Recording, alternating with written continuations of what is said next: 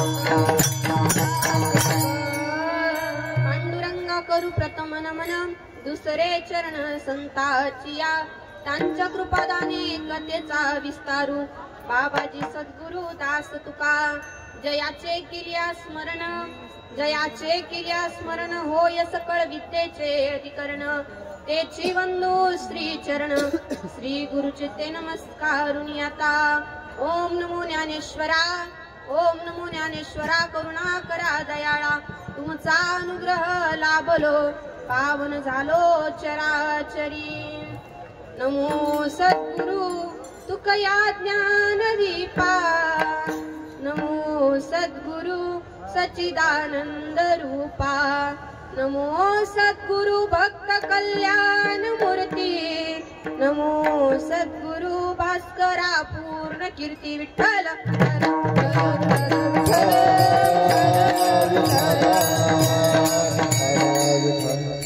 आवडे देवासी तो ऐका प्रकार आवडे देवासी तो ऐका प्रकार नामाचा उच्चार रात्रंदिन तुळसी माळ गळा गोपी चंदन किळा हृदयी कळवळा वैष्णवांचा प्रस्तुत प्राप्त प्रसंगी प्राप्त स्थळी प्राप्त वेळी प्राप्त काळी कीर्तन निरूपणासाठी निवडलेला अभंग संत श्रेष्ठ शांती ब्रह्म एकनाथ महाराज यांचा 4 चरणाचा अभंग आज तुम्हा माय बापाच्या सेवेकरिता निवडलेला आहे विठ्ठल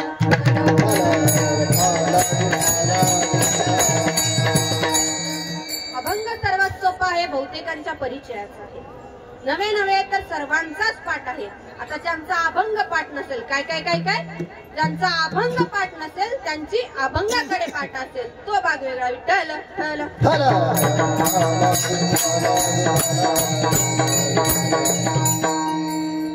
कीर्तनाकडे वळण्याआधी थोडासा अल्पसा पर्याय द्यायचा म्हणजे तो असा सालावादाप्रमाणे चालत असलेला भव्य दिव्य अखंड हरिनाम सप्ताह सप्ताहाचा आता 51 वर्ष पूर्ण झालेले आहेत म्हणजे माझ्या 2 पिढ्या त्यात गेल्या आहेत माझ्या पंजापासून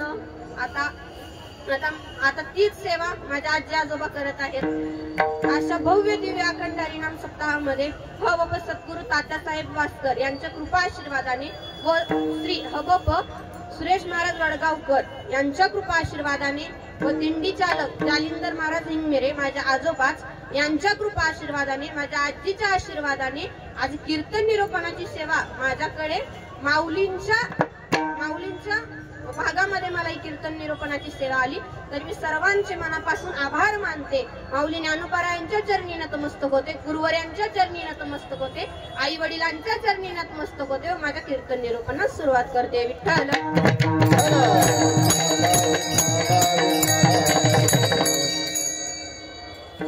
आता नाथ महाराज या अभंगाचा सरळ भावार्थ ऐकायचा गेला तर नाथ महाराज काय म्हणतात आवडे देवासी तो ऐका प्रकार नामाचा उच्चार रात्रंदिन देवाला मनुष्याकडनं काय आवडतं तर त्याचं नामचिंतन केलेलं आवडतं बाकी काय आवडतं का नाही अजून काय आवडतं देवाला तुळसी माळ गळा गोपी चंदन टिळा हृदयी कळवळा वैष्णवांचा कपाळावरती गोपी चंदन टिळा आणि गळ्यामध्ये पवित्र अशी तुळशीची माळ देवाला आवडते आणि काय आषाढी कार्तिकी पंढरीची वारी साधन निर्धारी यान नाही अजून काय आवडतं देवाला तर आषाढी कार्तिकी पंढरीची वारी ही देवाला केलेली आवडते आणि एका जनार्दनी ऐसा ज्याचा नेम तो देवा परम पूज्य जगी आणि हे सगळं जो मनुष्य आपल्या जीवनामध्ये करतो हा मनुष्य त्या देवाला परम पूज्य असतो असं नाथ महाराज या अभंगामध्ये सांगतात विठ्ठल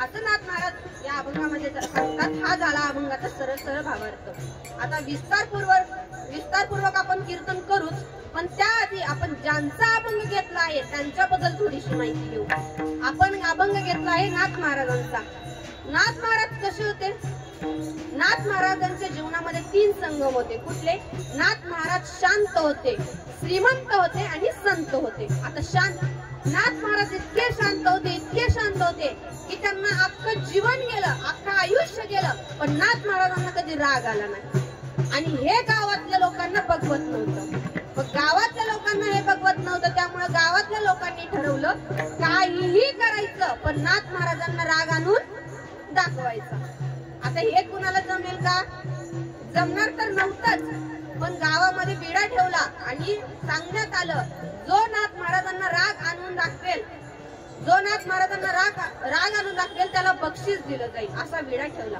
मग पहिला विडा उचलला एका ब्राह्मणाने विडा उचलला. काय केलं तर नाथ महाराजांचा सगळा दिनक्रम बघितला. नाथ महाराज रोज अंघोळ झाल्यानंतर ना देवपूजा करायचे. नाथ महाराज एक दिवस असंच घरामध्ये पूजा करत बसले होते आणि तो ब्राह्मण नाथ महाराजांच्या घरी आला. आणि नाथ महाराजांच्या घरी आल्यानंतर ना पूजा चालू होती. आता नाथ महाराज ज्या पाटावर भगवान परमात्म्याला ठेवणार त्या पाटावर तो ब्राह्मण आपल्या बुटासहित येऊन बसला. नाही का राग येणार? पण नाथ महाराजांना राग आला नाही. ब्राह्मण आश्चर्यचकित झाला. आता ब्राह्मणाने विचार केला, जाऊ द्या, आपण याच्या देवाचा छळ केला, याला राग आला नाही, आपण याच्या पत्नीचा छळ करू म्हणजे याला नक्कीच राग येईल. मग त्यावेळेस नाथ महाराज गिरिजा मातेला हाक मारतात व म्हणतात, अगं गिरिजा, आपल्या घरी मोठ्याच लेकरू आहे, चांगलं पंचपक्वान्नाचं जेवण कर बर का. गिरिजा मातेने लगेच स्वयंपाकाला सुरुवात केली. स्वयंपाक झाला. तो ब्राह्मण जेवण्यासाठी बसला. जशा गिरिजा माता ब्राह्मणाला वाढण्यासाठी खाली वागतात तसा तो ब्राह्मण उठतो आणि गिरिजा मातेच्या पाठीवर उडी मारून बसतो. आता याला वाटलं याचा आपण देवाचा छळ केला, याला राग आला नाही, नेमका पत्नीचा केल्यावर तरी राग येईल म्हणून त्यांच्या पाठीवरती बसला. पण नाथ महाराजांना राग आला का हो? नाथ महाराजांनी त्याला काय उत्तर दिलं, अगं गिरिजा, मोठ्याच लेकरू आहे, पडल, त्याला लागल, त्याला पडू देऊ नको, त्याला तुझ्या पाठीवरती नीट सांभाळ. त्यावेळेस गिरिजा मातेने सुद्धा सुंदर उत्तर दिलं. काय उत्तर दिलं? अहो महाराज, या पाठीला 4-4 लेकरं सांभाळायची सवय, हे तर एकच आहे, याला कशी मी पडू देईल. तो ब्राह्मण शेवटी त्यांना शरण गेला आणि शरण जाऊन त्यांच्याच हातापाया पडू लागला. पण नाथ महाराजांना राग मात्र काय आला नाही. आता दुसरा विडा उचलला एका मुसलमानाने. काय विडा उचलला? तो म्हणला, आता याला देवाचा छळ केला, याला राग आला नाही, पत्नीचा छळ केला, याला राग आला नाही, आपण याचा स्वतःचा छळ करूया म्हणजे याला नक्की राग येईल. मग नाथ काय करायचे? रोज पहाटे 4 वाजता उठायचे आणि स्नान करण्यासाठी गंगेच्या तीरावर जायचे. एक दिवस नाथ महाराज गंगेवर गेले. गंगेच्या तीराच्या साईडला एक झाड होतं आणि तो मुसलमान त्या झाडावरती जाऊन बसला आणि त्याने काय ठरवलं, ज्यावेळेस नाथ महाराज स्नान करून नदीच्या बाहेर येतील त्यावेळेस नाथ महाराजांच्या अंगावर आपण पान खाऊन थुकायचं, असं त्याने ठरवलं. तो त्या झाडावर जाऊन बसला. नाथराय आंघोळीला गेले. आंघोळीला गेल्यानंतर नाथ महाराजांनी स्नान वगैरे केले. स्नान करून बाहेर आले. जसे नाथराय बाहेर आले तसं त्या यवनाने म्हणजे त्या मुसलमानाने नाथरायांच्या अंगावर थुकला. नाथ महाराज वर सुद्धा बघितले नाहीत. आता त्या ठिकाणी आपण जर असते तर आपण काय केले असते? त्याला 4 शिव्या घालून निघालो असतो. समोरचा आर्य म्हणलं तर आपण कार्य मानायला तयार असतो. पण नाथराय तसे नव्हते. त्यांनी वर सुद्धा बघितलं नाही. मग नाथराय डबल गेले आणि पुन्हा एकदा स्नान करून आले. त्या यवनाने अजून एकदा नाथरायांच्या अंगावर थुकला. तरी सुद्धा नाथराय पुन्हा गेले, पुन्हा स्नान करून गेले, पुन्हा स्नान करून आले, पुन्हा तो यवन त्यांच्या अंगावरती थुकला. असं एकदा नाही, दोनदा नाही, 3दा नाही, तर त्या यवनाने नाथरायांच्या अंगावरती 108 वेळा थुंकला आणि नाथरायांनी 108 वेळा गंगेचं स्नान केलं. तरी सुद्धा नाथरायांनी वर डोकवून सुद्धा पाहिलं नाही. थुंकून शेवटी त्या मुसलमानाच्या तोंडातून रक्त वाहू लागलं, त्याचं तोंड दुखू लागलं. तो शेवटी खाली येतो, नाथरायांना साष्टांग दंडवत घालतो. खरंच महात्मे तुम्ही थोर, मी तुम्हाला एवढं तुम्हाला त्रास दिला पण तुम्हाला काडीचा थोडा सुद्धा तिळा इतका राग आला नाही, म्हणून नाथरायांच्या असं करून पाया पडतो. त्यावेळेस नाथराय त्याला गोड असं उत्तर देतात.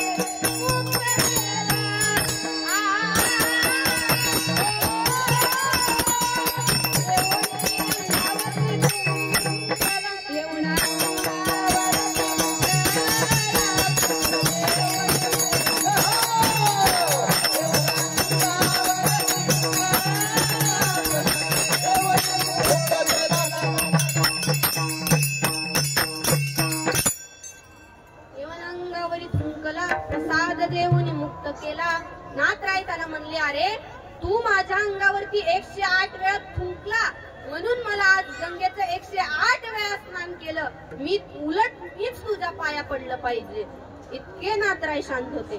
नाथरायांच्या जीवनातला दुसरा संगम म्हणजे नाथराय श्रीमंत होते. नाथराय किती श्रीमंत होते. नाथरायांच्या घरी रोज पांडुरंगाला जो नैवेद्य दाखवला जायचा ना, तो रोजचा नैवेद्य पुरणपोळीचा असायचा बर का. नाथरायांच्या धर्मपत्नी गिरिजा माता रोजची त्यांची अंगावर घालण्याची साडी कितीची होती. रोजची अंगावर घालण्याची साडी त्यांची 3000ची होती. घरी जाऊन भांडू नका म्हणजे झालं. त्यांचं सांगते मी, आत्ताच नाही बर का. इतके श्रीमंत होते. नाथरायांचा एक वेळचा प्रसंग सांगून जाते. नाथराय इतके श्रीमंत होते, त्यांच्या घरी 3 चोर एक वेळेस रात्रीच्या वेळेस चोरी करण्यासाठी आले होते. 3 चोर चोरी करण्यासाठी आले. इतकं सोनं होतं, त्यांनी तिघांनी सुद्धा 3 गटुडे भरून भरून सोनं घेतलं. आता पहिल्याने दुसऱ्याच्या डोक्यावर एक गटुडं उचलून दिलं, दुसऱ्याने तिसऱ्याच्या डोक्यावर उचलून दिलं. आता तिसऱ्याने नेमकं आपल्या डोक्यावर घ्यायचं कसं ते त्याला काही उचलं ना. थोडाफार कशाचा तरी आवाज झाला. त्याने नाथराय जागी झाले आणि नाथराय जागी झाल्या ते चोर इकडे तिकडे पळू लागले. अरे उठा, यांचा मालक उठला. त्यावेळेस नाथराय म्हणले, अरे इकडे तिकडे पळू नका, मी तुम्हाला एक गटुडं उचलून मी तुम्हाला डोक्यावरती देतो आणि तुम्ही ते घेऊन जा. इतके नाथराय श्रीमंत होते, इतके नाथराय शांत होते. आणि नाथरायांच्या जीवनातला तिसरा संगम म्हणजे नाथराय संत होते. म्हणून नाथ महाराज शांत होते, श्रीमंत होते, संत होते. आणि याच नाथरायांचा अभंग आपण आज सेवेकरिता निवडलेला आहे. विठ्ठल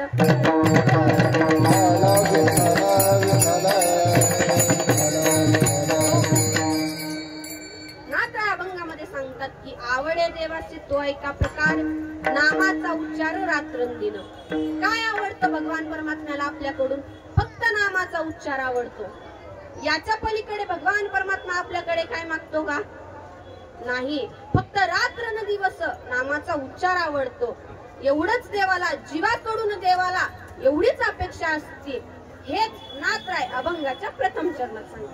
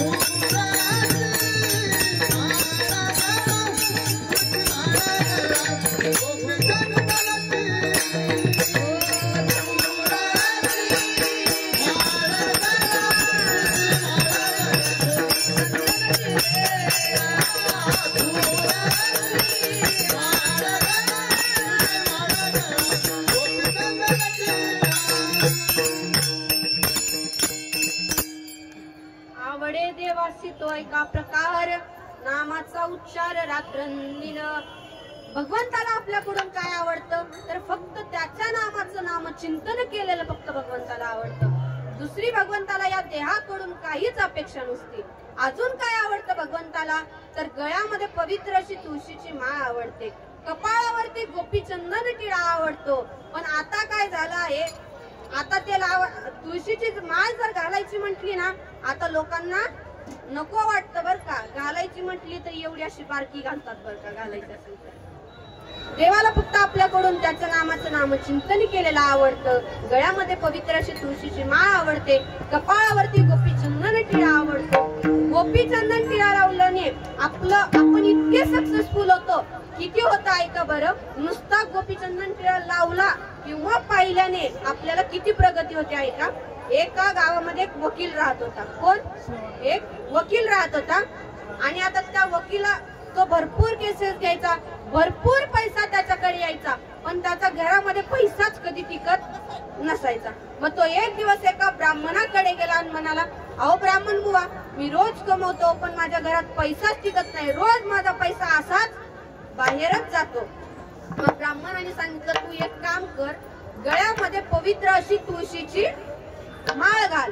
तो म्हणाला, अहो ब्राह्मण बुवा, मी वकील आहे आणि मी वकील असल्यामुळे मला वारंवार आणि रोज मला कोर्टामध्ये खोटं बोलावं लागतं आणि तुळशीची माळ घातल्यानंतर खोटं बोलत नसतात, म्हणून मी तुळशीची माळ घालणार कशी.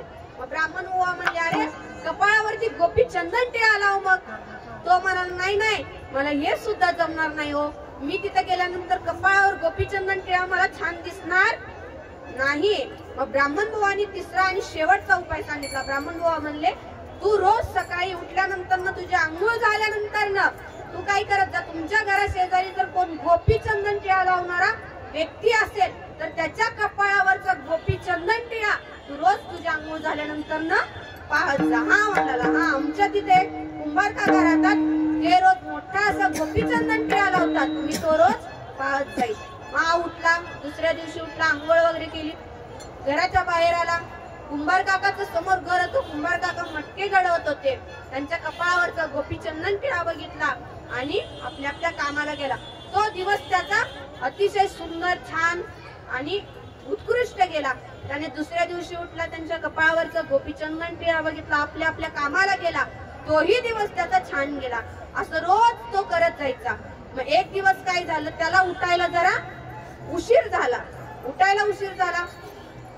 आंघोळ वगैरे केली, पण तवर काय झालं होतं, कुंभार काका माती आणण्यासाठी शेतामध्ये गेले होते. काय गेले होते? माती आणण्यासाठी शेतामध्ये गेले. आणि शेतामध्ये गेले, मग हा काय केला, कुंभार काकाच्या घरी गेला, हाक मारली, आहे का कुणी घरी.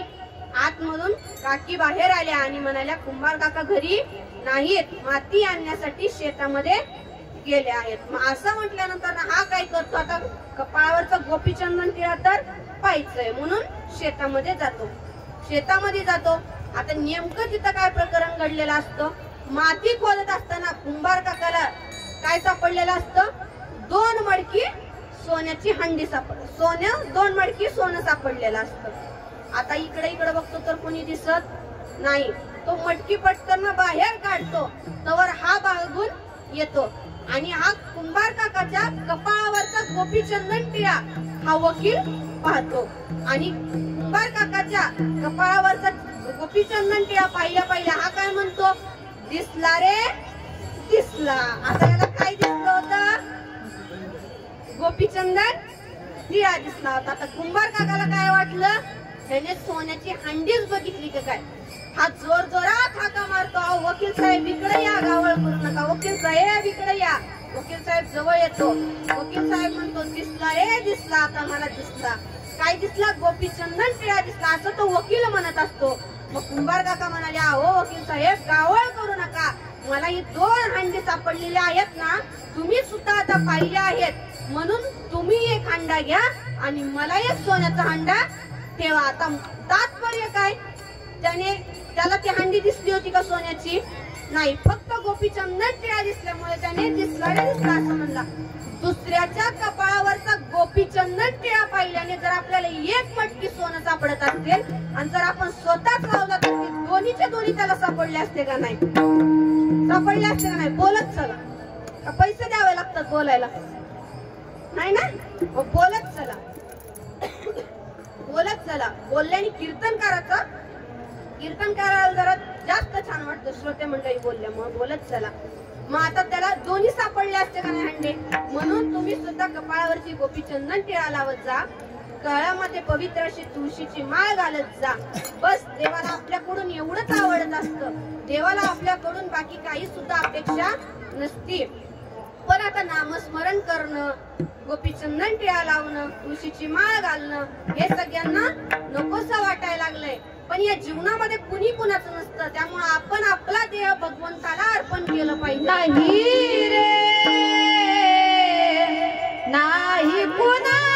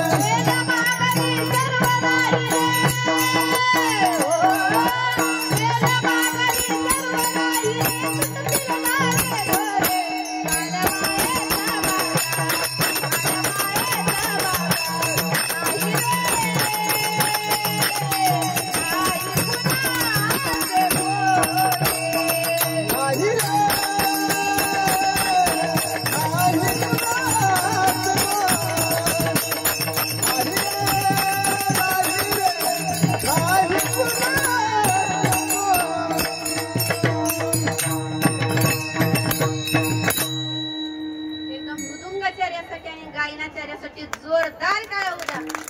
फराईला सगळ्यांनाच आहे, पण त्यासाठी जिरवा आधीचा आणि जोरदार टाळ्या, मन खोलून टाळ्या वाजव. इतकं सुंदर गायन, इतकं सुंदर वादन, मलाच कळलं नाही मी काय बोलू येतं. इतकं सुंदर सगळ्यांसाठी अजून एकदा जोरदार टाळ्या होऊन कुठवर आलत, काय चालू होत, निदान कीर्तन तरी म्हणा. कीर्तनच चालू आहे ना, मीच एकटी बडबड बडबड बडबड करते. बोलत चला, बोलावं माणसानं, जीवनामध्ये येऊन बोलावं माणसानं. पांडुरंगाला काय आवडतं, त्याच्या नामाचं नामचिंतन केलेलं आवडतं. गळ्यामध्ये पवित्र अशी तुळशीची माळ आवडते, गोपीचंदन टिळा कपाळावर आवडतो. हेच नाथराय अभंगाच्या द्वितीय चरण. तुळसी माळ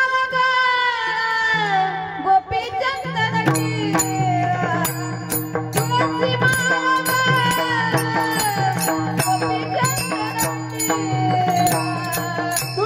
गोपीचंदन टिळा,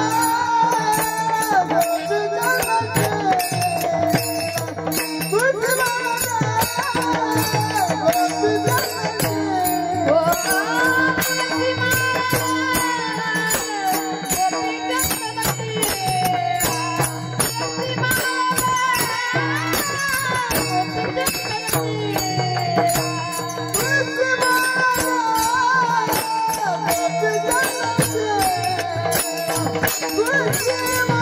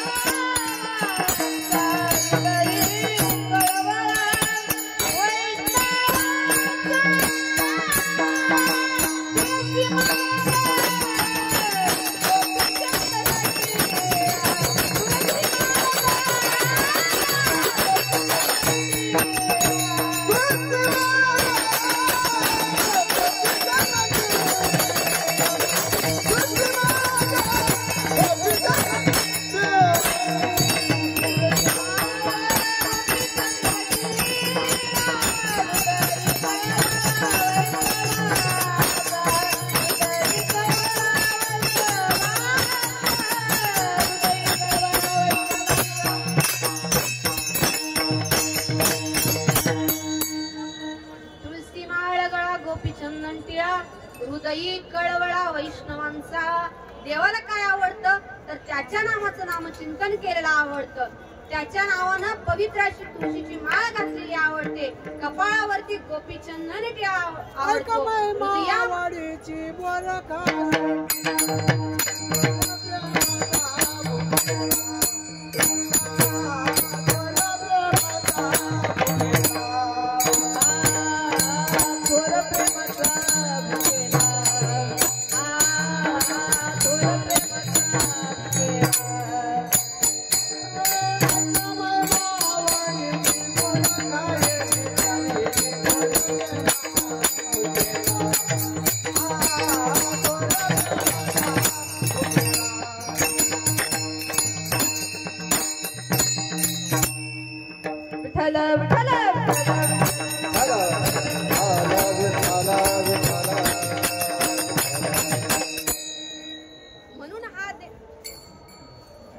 म्हणून हा देह आपण भगवंताला अर्पण केला पाहिजे. त्याच्या नामाचं नामचिंतन केलं पाहिजे. आता आपण एवढ्या आनंदी नगरीमध्ये आलोय म्हटल्यावर त्याचं नामचिंतन आपण आपल्या मुखाने केलं पाहिजे. आणि आता आपल्याला सगळ्यांना ते करायचं आहे. सगळ्यांनी त्या देवाचं नामचिंतन काय करायचंय? हाताने नाम आणि मुखाने टाळी वाजून देवाचं भजन करायचं. झोपले सगळे. काय म्हंटल मी?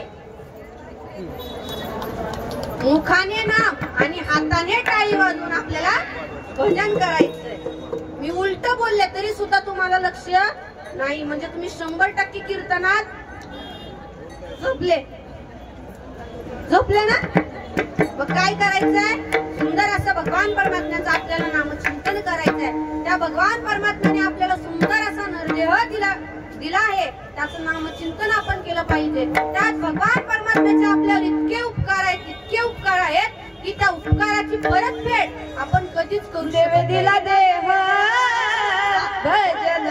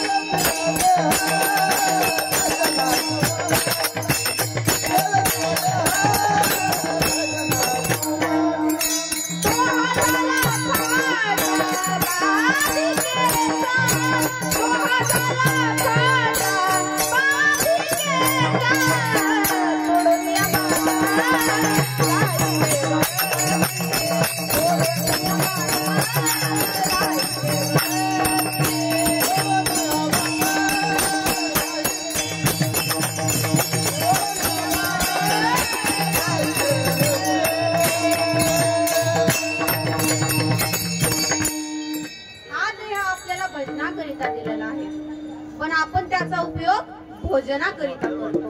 भजनाकरिता करतो का? नाही. आता आज माझ्या कीर्तनाला सुंदर असे 2 मृदुंगाचार्य उपस्थित आहेत. विशेष म्हणजे पुढील पिढीचे भावी मृदुंगाचार्य हरिभक्ती पारायण श्लोक महाराज जोगी, श्लोक महाराज हिंगमिरे यांचे मी मनापासून आभार मानते की त्यांनी आज माझ्या कीर्तनामध्ये साथ करत आहेत. भावी पिढीचे मृदुंगाचार्य बर का, माझे बंधुराज, त्यांचे मी मनापासून आभार मानते. आणि हा देह आपल्याला भजनामध्ये पूर्णपणे ओतून टाकायचा आहे. त्या देवाचे आपल्याला इतके उपकार आहेत की त्या उपकाराची आपण परतफेड कधीच करू शकत नाही. किती उपकार आहेत ऐका. एक 80 वर्षाचा माणूस, काय 80 वर्षाचा माणूस दवाखान्यामध्ये गेला, डॉक्टरांकडे गेला. डॉक्टरांनी सांगितलं, तपासणी वगैरे केली. डॉक्टरांनी सांगितलं, अहो बाबा तुमच्या हृदयामध्ये तुम्हाला हृदयाचं ऑपरेशन करावं लागेल. आता तुम्ही जर ऑपरेशन नाही केलं तर तुमची जगण्याची शक्यता कमी आहे. बाबांनी सांगितलं, मग डॉक्टर विचार कशाचा करताय? ऑपरेशन करून टाका. डॉक्टरांनी बाबांना ऑपरेशन थिएटर मध्ये नेलं, ऑपरेशन केलं. ऑपरेशनला लगत 3 तास लागले. ऑपरेशन सक्सेसफुल झालं आणि डॉक्टर बाहेर आले. बाबांना शुद्ध आली. भली अशी मोठी अशी डॉक्टरांनी बाबांच्या हातामध्ये बिलाची लिस्ट दिली. बिल किती झालं होतं? 3 तास हृदय. तर डॉक्टरांनी बाबांचं सांभाळल्यामुळे बिल झालं होतं 10 लाख रुपये बिल झालं होतं. बिल पाहताच बाबांच्या डोळ्यामध्ये पाणी आलं. पाणी आल्यावर तर डॉक्टरांनी विचारलं, अहो बाबा, मी तुमचं हृदय गेले 3 तास झालं मी तुमचं हृदय एका काचेच्या मांड्यामध्ये सांभाळलं आहे, त्यासाठी तुम्हाला 10 लाख बिल लई वाटतं का? बाबा म्हणाले, अरे तू माझं हृदय 3 तास काचेच्या मांड्यामध्ये सांभाळले ना, तू 10 लाख नाही 12 लाख रुपये बिल माझं केलं पाहिजे. मग डॉक्टरांनी विचारलं, अहो मग तुम्ही रडतात कशाला? मग बाबांनी सुंदर उत्तर दिलं. बाबा काय म्हणाले, अहो तुम्ही माझं बिल 10 लाख केलं म्हणून मला रडायला येत नाही. तुम्ही माझं हृदय 3 तास काचेच्या भांड्यामध्ये सांभाळून सुद्धा 10 लाख बिल केलं, पण गेले 80 वर्ष झालं तर भगवान परमात्मा माझं हृदय सांभाळतोय, पण त्याने अजून बिलाची लिस्ट मला पाठवलेली नाही. इतके उपकार त्या भगवंताचे. दिले इंद्रिय हात पाय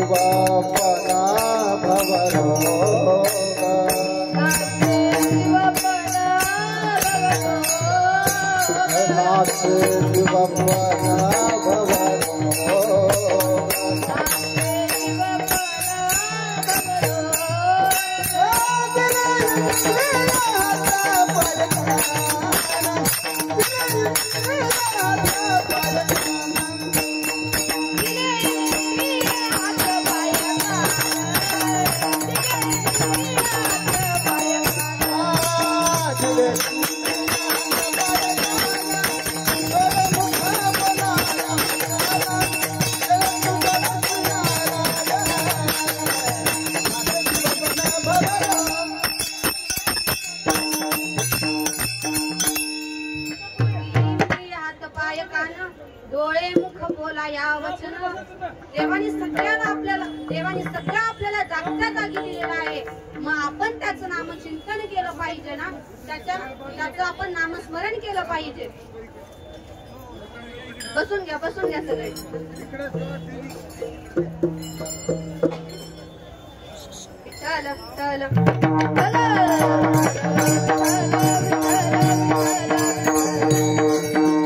भगवान परमात्म्याने सुंदर असा नरदेह, हात पाय कान सगळं आपल्याला जागच्या जागी दिलेलं आहे. एक जरी पार्ट आपल्याला कमी दिला ना तर खूप सारी फजिती होती आपली, बरं का.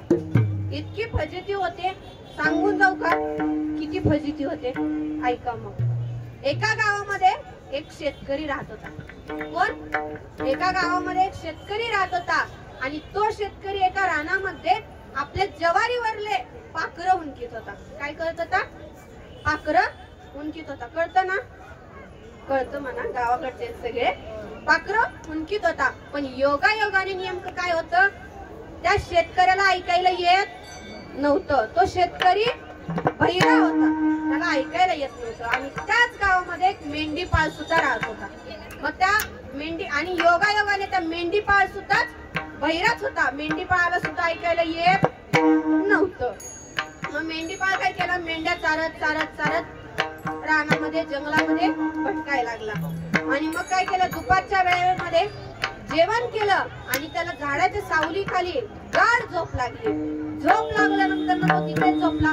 तो झोपीतून उठेपर्यंत सगळ्या मेंढ्या त्याच्या इकडे तिकडे गेलेल्या होत्या. एक सुद्धा मेंढी जाग्यावर नव्हती.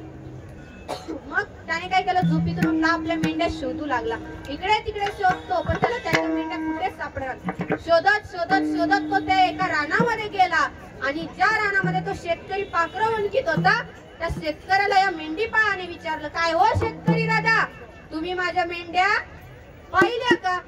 आता शेतकरी दादाला ऐकायला गेलं का हो, कारण शेतकरी दादा बहिरा होता, त्याला काय ऐकायला गेलं नाही. मग त्याने काय केलं, आपली गोफण घेतली आणि ज्वारीवर आणली. म्हणजे तो आपल्या नादातच होता. मग आता खाल्ल्याला काय वाटलं, शेतकऱ्याचं काहीतरी मौन उरत असेल म्हणून तो बोलत नसेल, आणि तो आपल्याला अशी गोपन फिरून आपल्याला ती दिशा दाखवत असेल. म्हणून जिकडे गोपन गेली तिकडे तो मेंढीपाळ गेला, आणि योगायोगाने त्याच्या मेंढ्या सुद्धा तिथे त्याला सापडल्या. तो सगळ्या मेंढ्या घेतो, शेतकरी दादाकडे येतो, आणि त्या सगळ्या मेंढ्यांमध्ये एक पाय मोडकी मेंढी होती. कसली? पाय मोडकी. आता याला काय वाटलं मेंढीपाळाला, शेतकरी दादाने आपल्याला एवढ्या मेंढ्या सापडून दिल्यात, त्याला आपण एखादी मेंढी बक्षीस म्हणून द्यावी, म्हणून याने पाय मोडकी मेंढी त्याला बक्षीस म्हणून द्यायची ठरवली. चांगली नाही बर का, पाय मोडकी चांगलं कुणीच दान करत नाही, पाय मोडकी मेंढी द्यायची ठरवली. आता हा शेतकरी दादाकडे आला, शेतकरी दादाला म्हणाला, अहो शेतकरी दादा, तुम्ही माझ्या एवढ्या मेंढ्या हुडकून दिल्या, मी तुम्हाला माझी मेंढी बक्षीस म्हणून देतोय.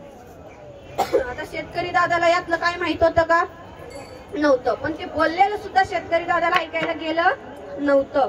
शेतकरी दादाला वाटलं हा मला म्हणतोय की मी याची मेंढीचा पाय मोडला. शेतकरी दादा म्हणला, अहो दादा, मी तुमच्या मेंढीचा पाय मोडलाच नाही तर भरून कुठचा देऊ? त्या दोन्हीचा काही संबंध होता ते नव्हता. दोघांचे जोरजोरात भांडण लागले. आता वाटेवरून एक घोडेस्वार चालला होता.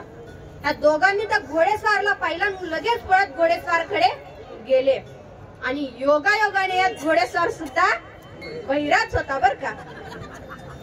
आणि बहिरा असल्यामुळे आता पहिला म्हणला, हो माझ्या मेंढ्या शेतकरी दादाने सापडून दिल्याबद्दल मी त्याला माझी मेंढी बक्षीस म्हणून देतोय, पण घ्यायलाच तयार नाही. दुसरा म्हणतो, अहो मी याची मेंढी मोडलीच नाही तर भरून कुठली देऊ?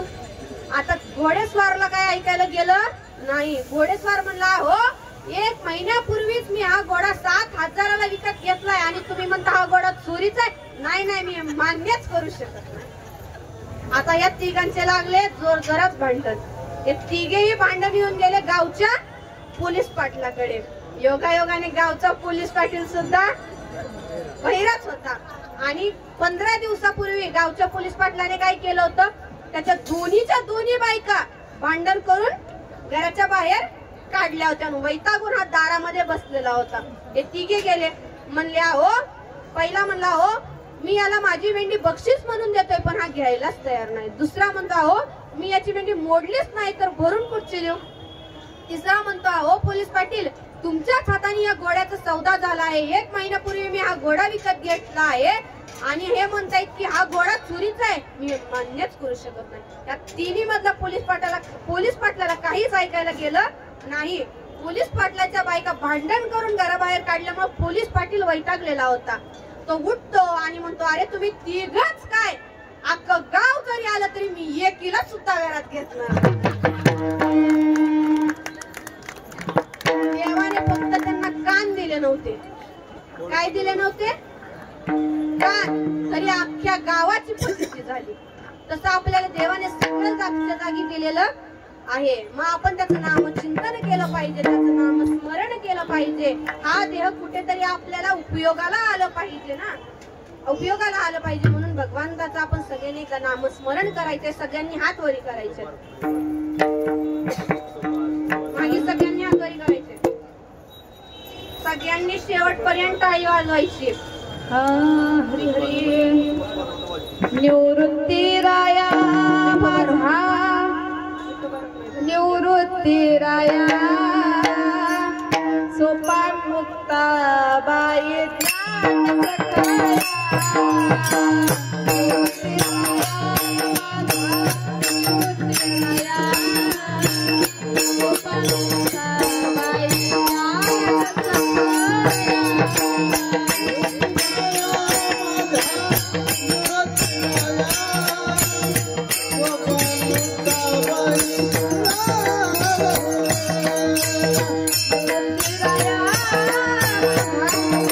Yeah.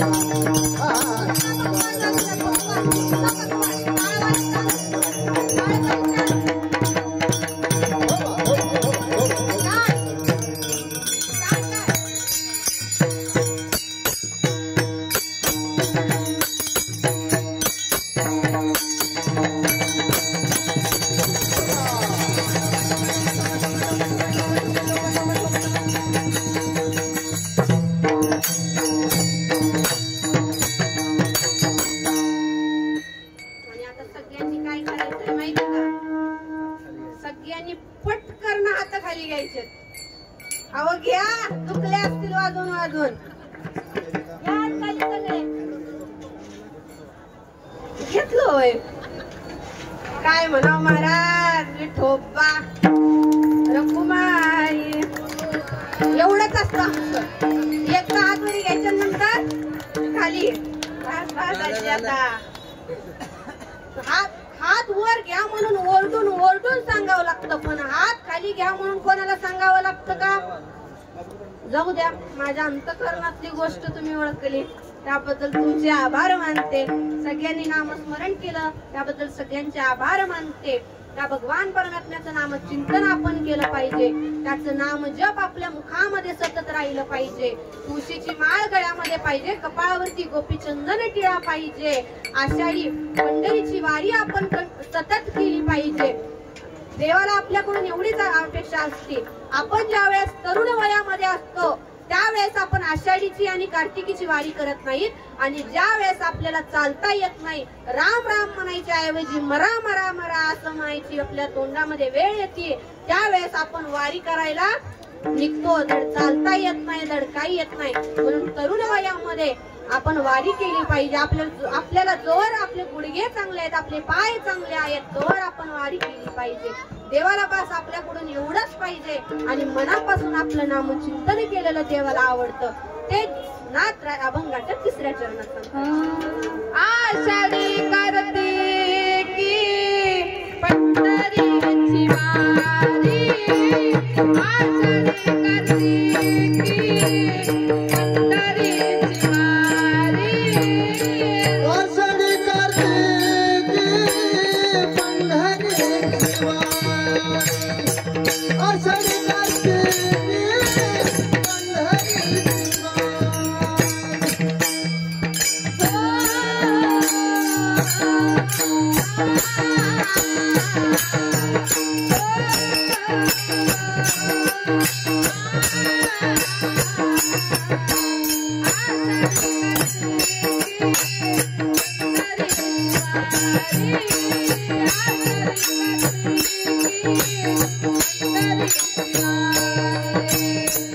आषाढी कार्तिकी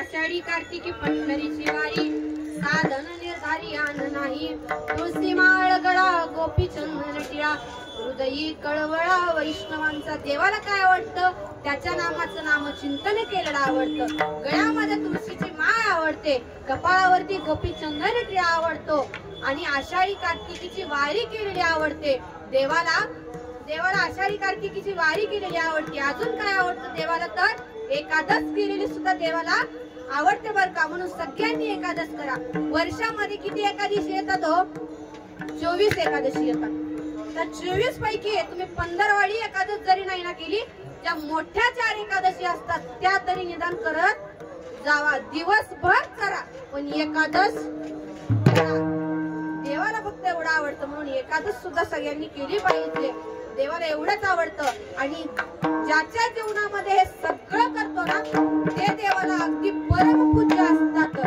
तेच मात्र आहे अभंगाचे शेवटचं एका जनार्दनी ऐसा जाचा नेम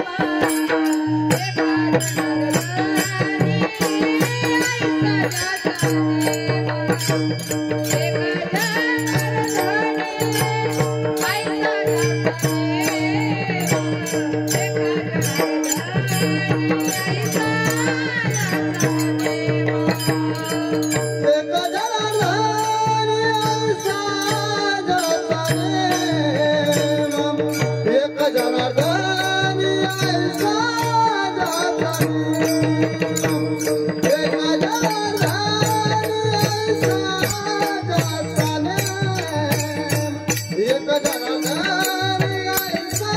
जाचा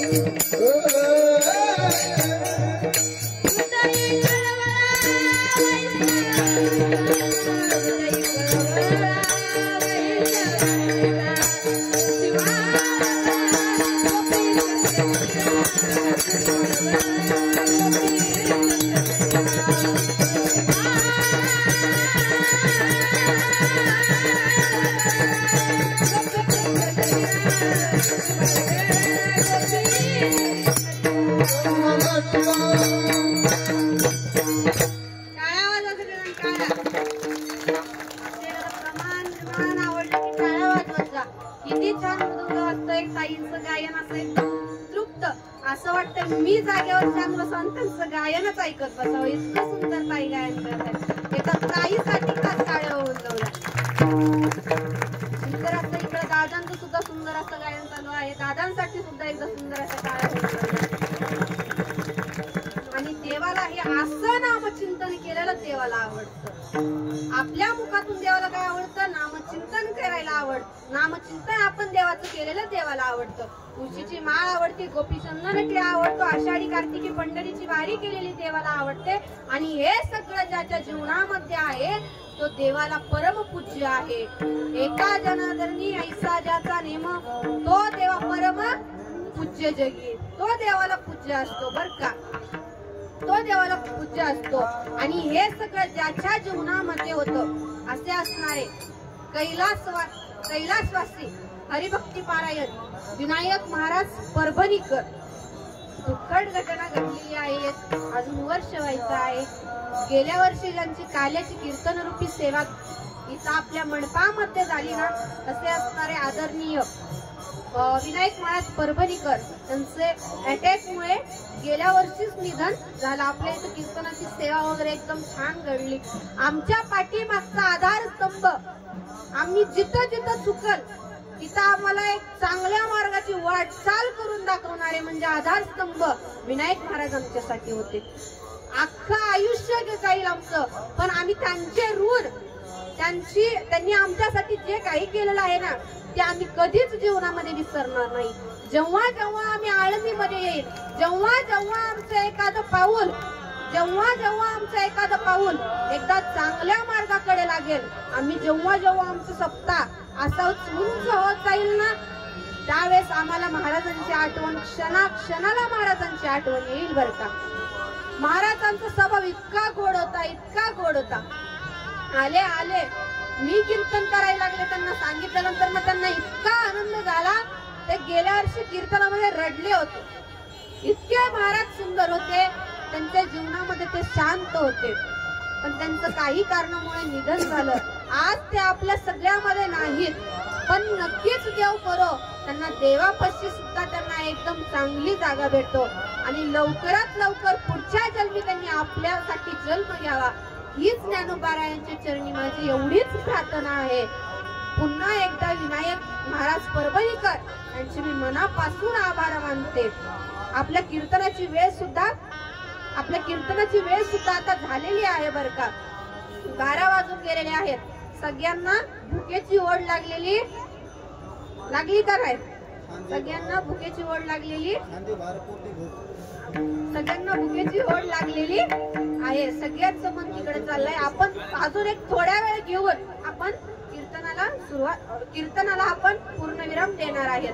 आता मला कीर्तन झालं माझं इतकं, मी जे सांगितलं तुम्ही पवित्र अशी तुळशीची माळ घाला, देवाचं नामचिंतन करा, गोपीचंदन टिळा लावा, आषाढी कार्तिकी पंढरीची वारी करा, एकादश करा, हे सगळं देवाला केलेलं आवडतं. तो देवाचा परमपूज्य जगी असतो, हे सगळं देवाला आवडतं. तुम्ही हे सगळं करत जावा.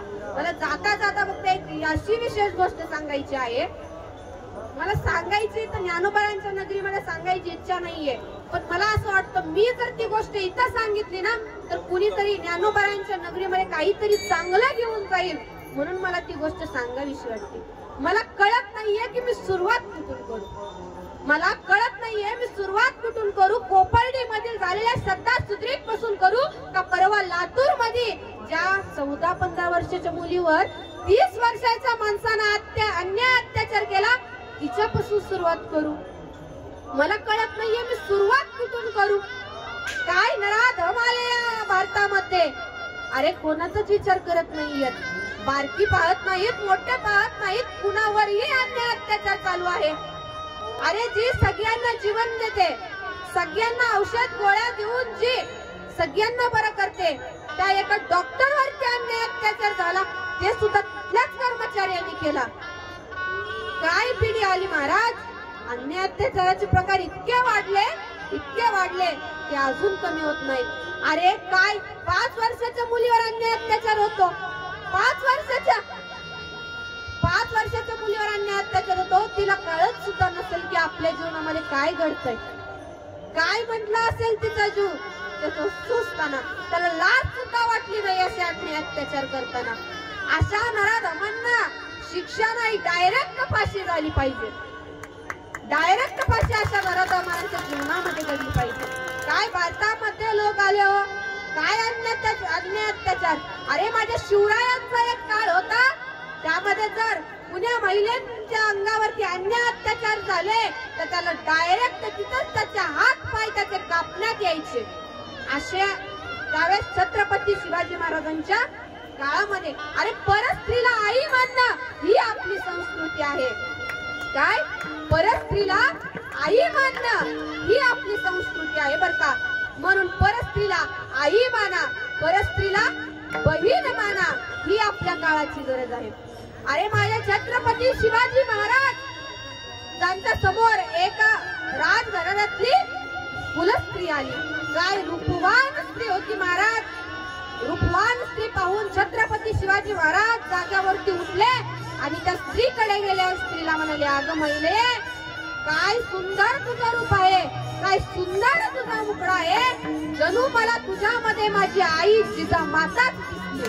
परत स्त्रीला आई मानणं ही आपली काळाची.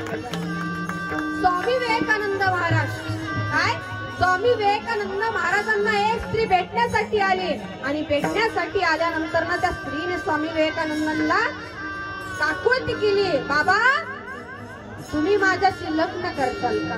स्वामी विवेकानंद महाराज म्हणले, का ग असं काय मी का तुझ्या सोबत लग्न करू. त्यावेळेस त्या महिलेनं उत्तर दिला, अहो बाबा तुम्ही जर माझ्यासोबत लग्न केलं ना, तुम्ही जर माझ्यासोबत लग्न केलं तर मला पुढे जाऊन तुमच्यासारखाच शूरवीर आणि गुणवान पुत्र माझ्या पोटी यावा अशी माझी इच्छा आहे.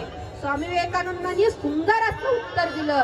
स्वामी विवेकानंद म्हणाले, अगं आई, अगं माते, माझ्यासोबत लग्न करून तुला माझ्यासारखाच पुत्र जन्माला येईल याची काय गॅरंटी आहे तुला. त्यापेक्षा तू एक काम कर, तू तुझ्या झोळीमध्ये घे, मलाच तुझा पुत्र समज. ही परस्त्रीला आई मानण्याची आपली संस्कृती आहे. म्हणून परस्त्रीला आई मानलं पाहिजे. काय भारतामध्ये अन्याय अत्याचार वाढले हो, कोणी कोणाचा विचार करेना, कोणावरही अन्याय अत्याचार होऊ लागले.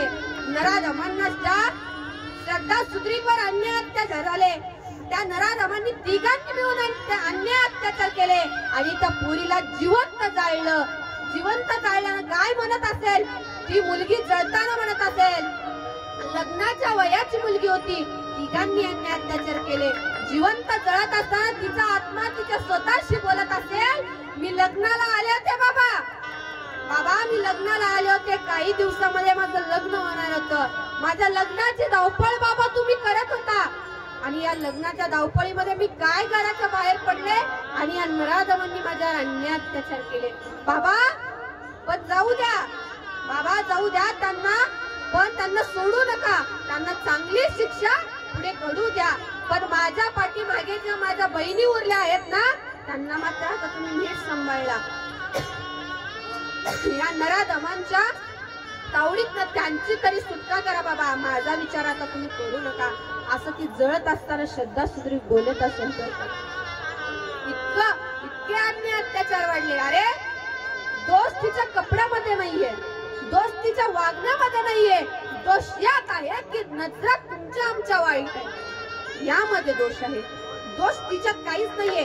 मुलगी एकटी बाहेर पडले म्हणजे तिच्यात दोष नाहीये, मुलगी एकटी शिकायला राहिली म्हणजे तिच्यात दोष नाहीये, मुलीने बाहेर कुठेतरी एकटीनं जावं म्हणजे तिच्यात दोष नाहीये, मुलीने कपडे व्यवस्थित घातले नाही म्हणजे तिचा दोष नाहीये. दोष यात आहे की तुमच्या आमच्या नजरा वाईट आहेत म्हणून दोष आहे. काही छत्रपती शिवाजी महाराज होऊन गेले, परस्त्रीला आईच्या काळामध्ये परस्त्रीला आई मानल्याशिवाय काहीच होत नव्हतं. म्हणून परस्त्रीला आई मानणं ही आपली संस्कृती आहे. परस्त्रीला आई मानणं ही काळाची संस्कृती आहे. शिवाजी महाराजांच्या काळामध्ये जर परस्त्रीला आई नाही म्हटलं, परस्त्रीला बहीण नाही म्हटलं तर तिथंच जाग्यावरती हातपाय कापण्यात यायचे बर का. आणि तसे संस्कार जिजामातेने माझ्या छत्रपती शिवाजी महाराजांवर केले होते. परस्त्रीला आई मानण्यासाठी आपल्या जिजामातेने छत्रपती शिवाजी महाराजांना जिजामातेने शिकवलं होतं. काय जिजामाता होत्या, काय संस्कार करायचे आपल्या मुलांवर. अरे मुद्रा माझा त्या मा जिजाऊला, अरे मुद्रा माझा त्या मा जिजाऊला, जिने घडविले त्या वीर शिवबाला. साक्षात होती ती आई भवानी, जन्म घेतला तिच्या पोटी शिवबानी. मराठी मातीने केला जगती कावा, तो एकच होता माझ्या जिजाऊचा छावा, माझ्या जिजाऊचा छावा. योग्य ते संस्कार ते आपल्या मुलांवर करायचे म्हणून शिवाजी महाराजांनी योग्य ते संस्कार आपल्या बुद्धीमध्ये रुजवून घेतले. माझ्या कयाळू मातेने भक्त प्रल्हादांवर योग्य ते संस्कार केले म्हणून भक्त प्रल्हाद निर्माण केले. जिजामातेने परस्त्रीला आई मानण्यासाठी शिवाजी महाराजांना शिकवलं म्हणून परस्त्रीला आई शिवाजी महाराज मानत होते. आपल्या काळाची गरज आहे परस्त्रीला आई बनणं. एखादी मुलगी वाटेने चालली तर तिला कोणत्या नजरेने बघायचं हे आपल्या हातात आहे. कोणत्या नजरेने बघायचं. अरे एखादी मुलगी चालली तर तिला आपण बहीण म्हणून बघितलं पाहिजे, कारण आपल्या घरी सुद्धा एखादी बहीण असतेच. एखादी माता माऊली चालली तर तिला आपल्या आईच्या नजरेने बघितलं पाहिजे, कारण आपल्या घरी सुद्धा आपली आई असते. परस्त्रीला आई बनणं ही आपल्या काळाची गरज आहे. बस एवढंच सांगा वाटतं की आपण आपल्या बहिणीसारखं दुसऱ्या बहिणीला मानलं पाहिजे, आपल्या आईसारखं आपण दुसऱ्या आईला मानलं पाहिजे. बस एवढं जरी माझ्या कीर्तनातून घेऊन गेला तरी मी माझं कीर्तन सफल झालं म्हणून समजते बर का. एवढंच तरी माझ्या कीर्तनातून घेऊन जावा. या माऊली ज्ञानोबरायांच्या चरणी प्रार्थना करते की हे सगळं बंद झालं पाहिजे. त्या नराधमांना मोठीत मोठी शिक्षा घडली पाहिजे. अरे त्या तिघांनी जे अन्याय अत्याचार करून जिवंत जाळलं त्यामधले एकाने वैतागून फाशी घेतली, अजून दोन, त्यामधला अजून एक जण सापडला आहे, एक जण तर अजून फरार आहे. अन्याय अत्याचार करून तिच्यावर अन्याय होऊन किती वर्ष झाले माहिती का? 14 वर्ष झाले. ते नराधम अजून आपल्याला सापडत नाहीये. इतकी परिस्थिती बेकार झाली. म्हणून आपण माझ्या कीर्तनामधून एवढं जरी घेऊन गेला ना तरी माझं कीर्तन मी सफल झालं म्हणून समजते. माऊली ज्ञानोबरायांच्या चरणी मी फक्त एवढीच प्रार्थना करते की या सगळ्यांनी माझ्या कीर्तनातून फक्त एवढंच घेऊन गेलं पाहिजे. बस एवढीच विनंती आहे माझी.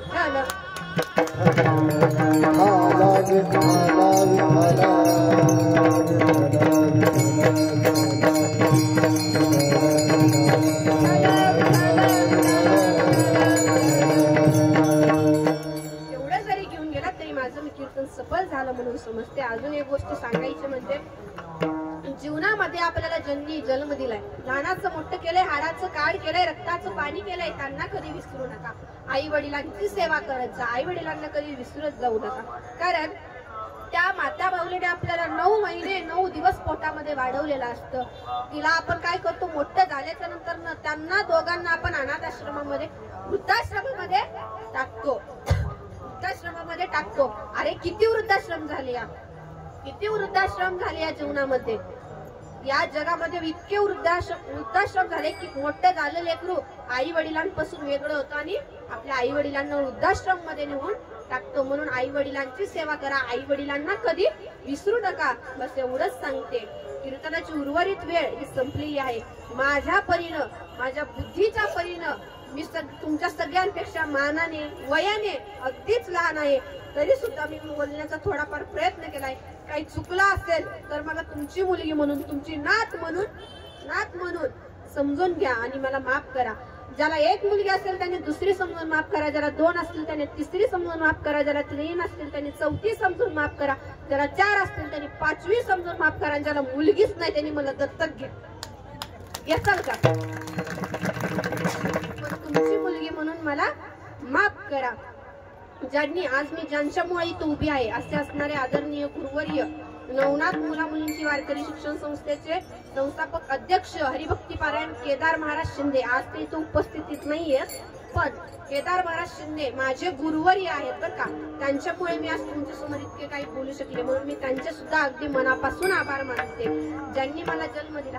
माझा पहिला नमस्कार त्या भगवान पांडुरंग परमात्म्याला, माझा पहिला नमस्कार त्या भगवान पांडुरंग परमात्म्याला ज्याने सुंदर सृष्टी निर्माण केली. माझा दुसरा नमस्कार माझ्या आई वडिलांना ज्यांनी मला जन्म देऊन हे जग दाखवलं. आणि माझा तिसरा नमस्कार माझ्या गुरुवर्यांना ज्यांनी मला इथं उभारून बोलण्याची ताकद दिली. एवढंच त्यांचे मी मनापासून अगदी आभार मानते.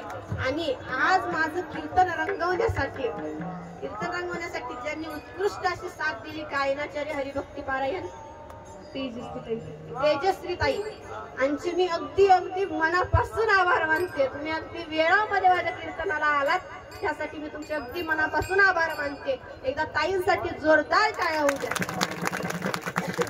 गायन एकदम ताईंचं हरिभक्ती पारायण गायनाचार्य वामन महाराज यांचे सुद्धा मी अगदी मनापासून आभार मानते. अगदी सुंदर चाल झाली. विशेष आभार म्हणजे मृदुंगाचार्याचा नादच करायचा नाही. हरिभक्ती पारायण आळंदी क्षेत्रामध्येच ज्यांची नाद ब्रह्म वारकरी शिक्षण संस्था आहे असे असणारे आदरणीय आणि आज विशेष म्हणजे आज संध्याकाळी त्यांचीच कीर्तनरूपी सेवा आज इथे आहे असे असणारे युवा कीर्तनकार गायनाचार्य मृदुंगाचार्य संस्थापक अध्यक्ष असे असणारे आदरणीय हरिभक्ती पारायण भागवत महाराज फुटके यांचे मी अगदी मनापासून आभार मानते. कारण पखवाज वाजवणं सोपं नाही बरं का महाराज. तसंच हरिभक्ती पारायण उमरगा तालुक्याचे कासार शिर्शीचे जे वैभव आहे, ज्यांच्या थापेने अख्खी कासार शिर्शीच येडी होती असे असणारे, आता ते माझ्या कीर्तनाला उमरग्यावरून आले बरं का, असे असणारे हरिभक्ती पारायण विशाल महाराज बरकंबे मी यांचे सुद्धा अगदी मनापासून आभार मानते. त्यांच्यासाठी सुद्धा जोरदार टाळ्या होऊ द्या.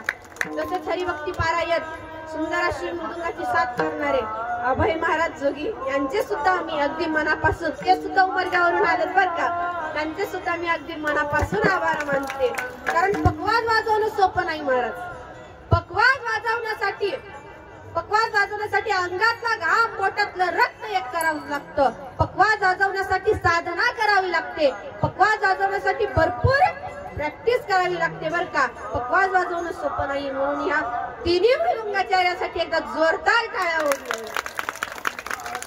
तिन्ही मृदुंगाचार्याचे मी अगदी मनापासून अजून एकदा मनापासून आभार मानते. विनेकरी बाबा असतील मी त्यांचे सुद्धा आभार मानते. व ज्यांची कीर्तनरूपी सेवा काल रात्री झाली असे असणारे हरिभक्ती पारायण भाग्यश्रीताई जाधव पहिलीच वेळ कीर्तनाची होती. त्यामध्ये सुद्धा तिने एवढ्या माणसासमोर बोलण्याची डेअरिंग केली. हे सगळ्यात महत्वाचं असतं. कारण काय असतं माहिती का, आता तुम्हाला एक उदाहरण सांगून जाते, सांगण्याची एक अशी वेळ झाली म्हणून. एक आजी बस स्टँडवर विंचू विकायला बसली होती. काय विंचू विकायला बसली होती. आता त्यामध्ये काय होतं, एक विंचू मोठा, त्यापेक्षा जरासा लहान आणि त्यापेक्षा जरासा लहान होता. आता एक मनुष्य तिच्याकडे विंचू विकत घेण्यासाठी आला ना आजीला विचारला, आजीबाई हा मोठा विंचू कितीला? आजीबाई म्हणाली, अरे हा 10 रुपयाला. दुसरा कितीला? 10 रुपयाला. आणि हा सगळ्यात बारका कितीला? 10 रुपयाला. तो मनुष्य म्हणाला, हो विंचू हा मोठा आहे हा बारका आहे, मग तरी सुद्धा याची किंमत एकच कस काय? त्यावेळेस आजीबाईने उत्तर दिलं, अरे विंचू मोठा असू वा बारका त्याचा ठणका एकच असतो. कीर्तनकार मोठा असू वा बारका त्याचा ठणका एकच असतो.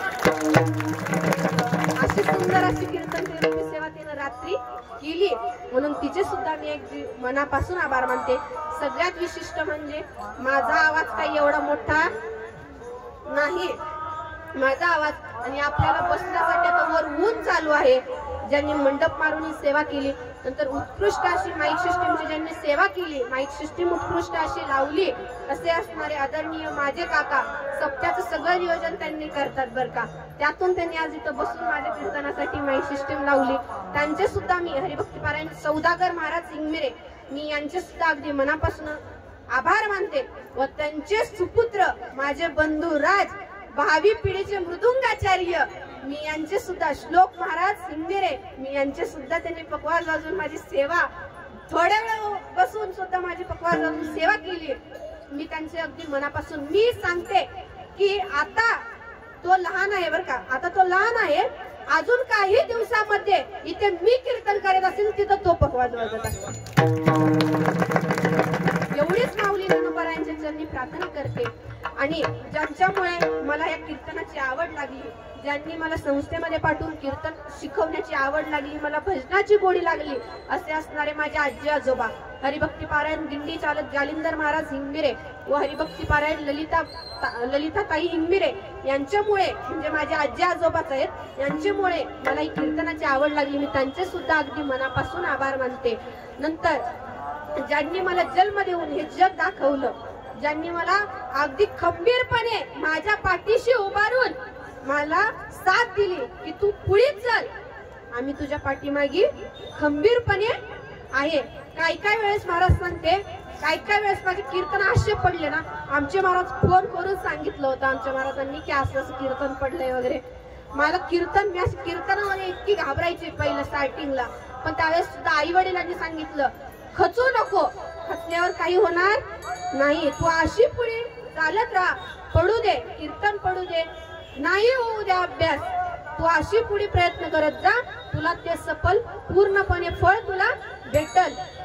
आणि म्हणून मी त्यांचे सुद्धा अगदी, माझे आई वडील, मी यांचे सुद्धा मी अगदी मनापासून आभार मानते. आणि विशेष म्हणजे हरिभक्ती पारायण गुरुवर्य अंकुश महाराज कदम, अंकुश महाराज कदम बाबा सुद्धा आज माझ्या कीर्तनाला उपस्थित आहेत. बाबांची मी अगदी जवळच्या लाडकी विद्यार्थिनी होते बरं का. बाबांचे सुद्धा मी अगदी मनापासून आभार मानते. सगळ्यांच्या चरणी, ज्ञानोबारायांच्या चरणी कीर्तनरूपी सेवा संपवते. आई वडिलांच्या चरणी नतमस्तक होते, गुरुवर्यांच्या चरणी नतमस्तक होते व माझ्या कीर्तन निरोपणास पूर्णविराम देते. अजून एकदा कैलासपती हरिभक्ती पारायण विनायक महाराज परभणीकर यांचे सुद्धा मी अगदी मनापासून आभार मानते. मी शब्द देते की अख्खं आयुष्य गेलं तरी आम्ही त्यांना कधीच विसरणार नाही, कधीच विसरणार नाही. त्यांचे आमच्यावर खूप सारे उपकार आहेत. त्यांच्या चरणी सुद्धा मी नतमस्तक होते व माझ्या कीर्तन निरोपणास मी पूर्णविराम